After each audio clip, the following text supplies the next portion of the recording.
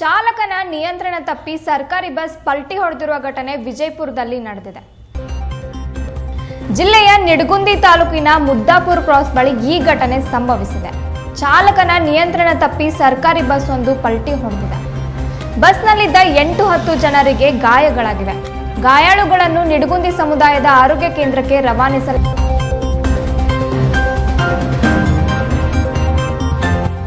ಇನ್ನು ಈ ಬಸ್ಸು ಬಾಗಲಕೋಟೆ ಡಿಪೋಗೆ ಸೇರಿತ್ತು. ಬಾಗಲಕೋಟೆಯಿಂದ ಮುದ್ದೇಬಿಹಾಳಕ್ಕೆ ತೆರಳುತ್ತಿದ್ದ ಬಸ್ ಇದಾಗಿತ್ತು.